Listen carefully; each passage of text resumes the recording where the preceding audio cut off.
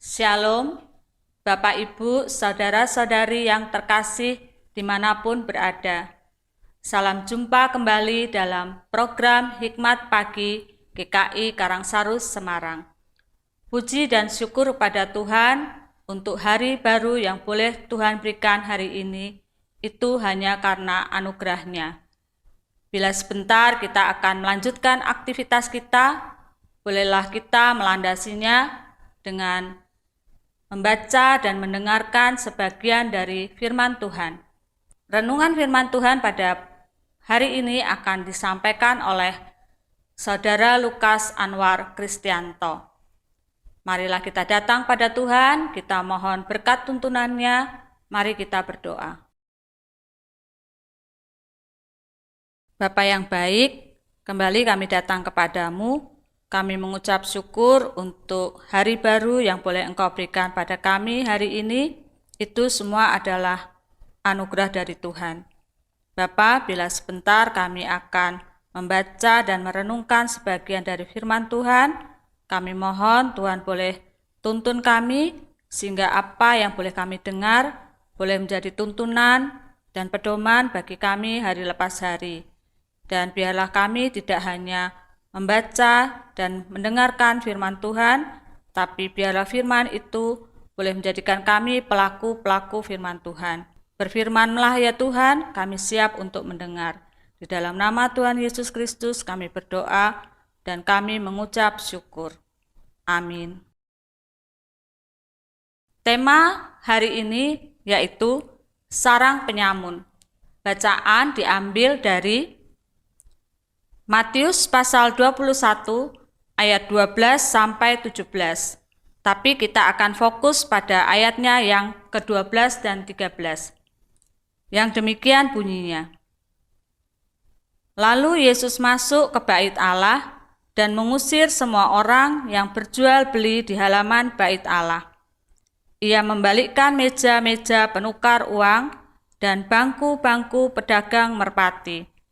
Dan berkata kepada mereka, ada tertulis, rumahku akan disebut rumah doa, tetapi kamu menjadikannya sarang penyamun. Demikian firman Tuhan, syukur kepada Allah. Selamat pagi saudara sekalian.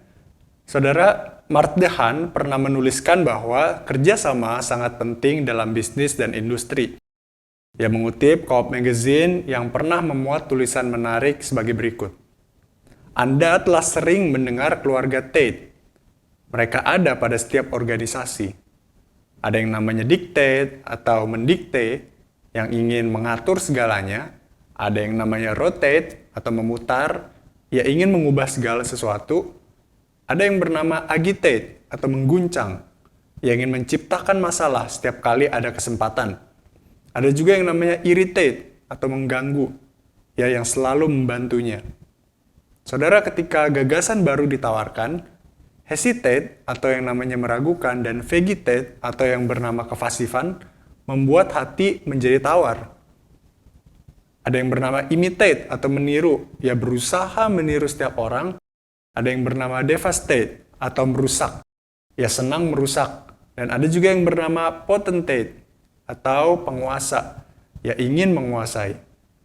Namun saudara, ada yang juga yang bernama facilitate atau memperlancar.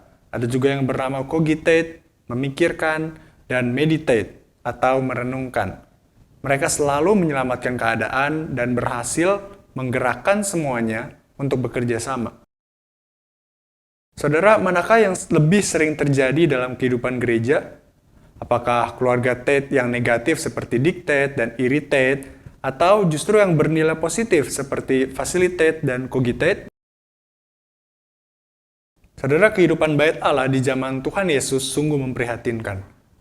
Oleh karena itu, saat Tuhan Yesus masuk ke bait Allah, Ia mengusir semua orang yang berjual beli di halaman bait Allah. Tuhan Yesus membalikkan meja-meja penukar uang, Ia membalikkan juga bangku-bangku pedagang merpati. Bait Allah sebagai rumah doa telah berubah fungsi menjadi sarang penyamun. Para pemuka agama dan para pedagang berkong-kali-kong memanipulasi hewan kurban serta melakukan penukaran uang yang disalahgunakan. Selain itu, saudara, halaman bait Allah juga menjadi kotor, menjadi bising dengan praktek jual beli yang terjadi. Tuhan Yesus mengembalikan lagi fungsi bait Allah sebagai rumah doa.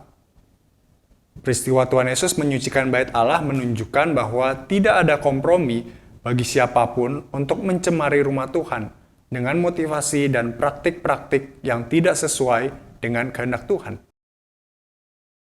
Saudara, gereja-gereja Tuhan pada masa kini, termasuk GKI Karangsaru, wajib untuk terus-menerus memurnikan motivasi ibadahnya bagi Tuhan dan juga menerapkan praktik-praktik bergereja yang benar sehingga menyenangkan hati Tuhan serta mempermuliakan namanya. Saudara, gereja harus bersih dari kecemaran, bersih dari praktik penipuan, dan tentunya juga bersih dari praktik kepalsuan. Amin. Marilah kita berdoa. Ya Tuhan, ajarlah kami, tolonglah setiap kami untuk semakin hari semakin dimurnikan di hadapan Tuhan. Murnikan motivasi kami, murnikan hati kami ya Tuhan. Sehingga apapun yang kami lakukan, benar-benar semata-mata hanya untuk kemuliaan nama Tuhan, dan bukan untuk kepentingan kami pribadi. Tolong kami ya Tuhan dalam menjalani kehidupan kami. Dalam nama Tuhan Yesus kami berdoa. Amin. Selamat pagi saudara, selamat menjalani hidup dalam anugerah Tuhan, dan kiranya Tuhan memberkati kita.